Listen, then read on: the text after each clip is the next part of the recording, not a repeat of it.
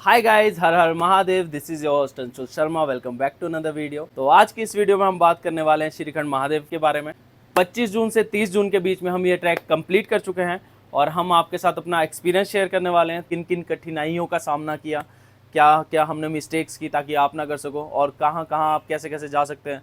इस वीडियो से आपको काफ़ी गाइडेंस मिलेगी कि अगर आप श्रीखंड महादेव जा रहे हैं, लाइक 10 जुलाई से 23 जुलाई तक यात्रा ओपन है और बहुत सारे लोग अभी श्रीखंड जा रहे हैं।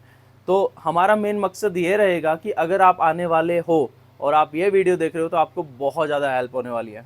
मैं सोलन हिमाचल प्रदेश का रहने वाला हूँ। तो सोलन से हम डायरेक्टली जो यात्रा शुरू होती है वो है देवढांग टेम्पल से शुरू होती है, जो कि निरमंड कुल्लू में है।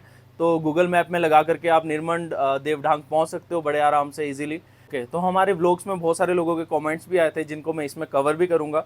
और साथ ही में लोग बहुत सी चीज़ें पूछते हैं कि जैसे कितना लगेज ले जाना चाहिए, कितना डिस्टेंस है। लाइक वहाँ पर बोलते हैं कि 32 किलोमीटर के आसपास है, भाई वो 40 किलोमीटर से भी ज़्यादा ही लगा हमें, तो इतना ज़्यादा है। ऐसे नाइट स्टे का क्या है, अपने टेंट ले जा सकते हैं कि नहीं, वगैरह वगैरह बहुत सारी चीज़ें हैं जो कि हम सारी अभी कवर करेंगे। उम्मीद करते हैं कि आप सभी को वो हेल्पफुल होगा। कितने दिन का ट्रैक रहेगा, क्या आपको अपना लगेज कितना ले जाना चाहिए, क्या सोने के लिए टेंट हर जगह पर अवेलेबल होंगे, क्या क्या फैसिलिटीज़ होगी, बहुत सी सारी चीज़ें।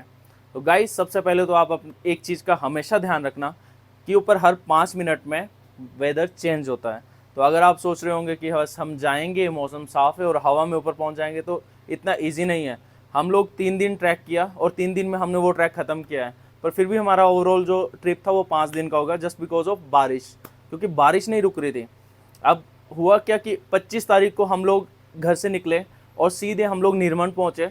वहाँ पे हम देवढांग टेम्पल में गए और वहाँ से सीधे जाओ में जा करके हमने होम स्टे लिया। तो सबसे पहले तो हम होम स्टे लिया और नाइट स्टे हमने वहाँ पर किया।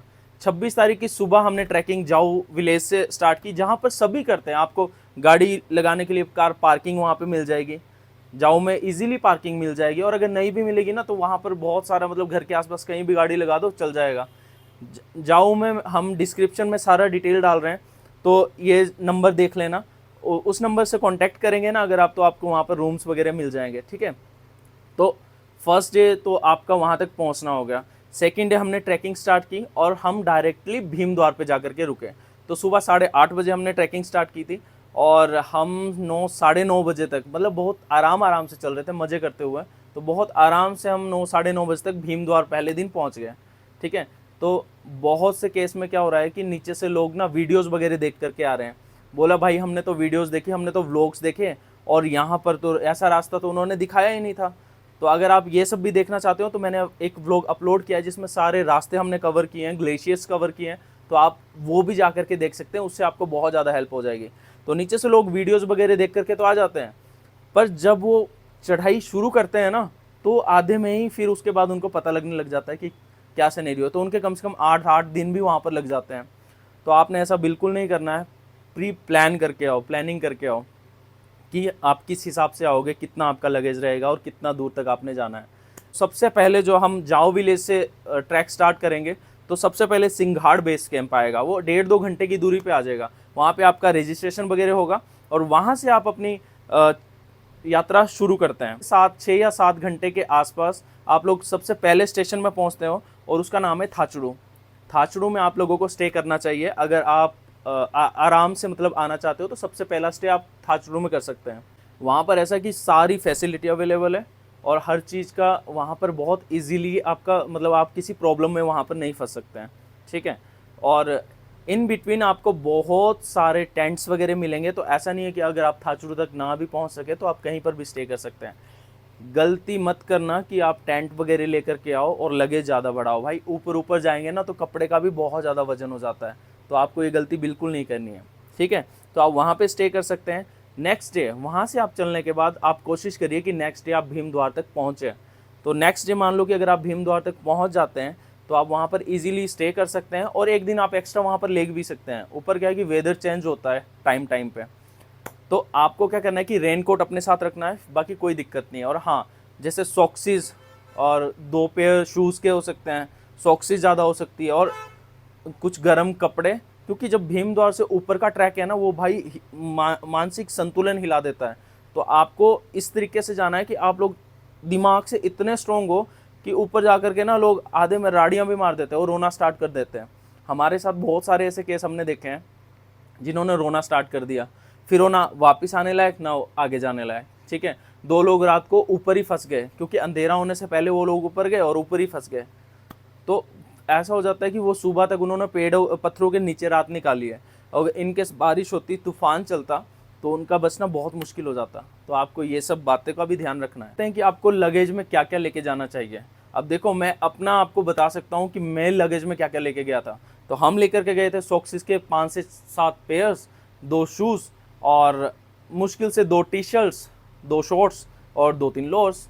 मतलब इतना होना चाहिए कि इतना वजन ना आए, हल्का हल्का सामान लेकर के हम ऊपर चले गए। देखो, जब रात को टेंट में सोते हैं ना, टेंट में कोई ठंड नहीं लगती है, ठंड लगती है सिर्फ अगर आप बाहर हो।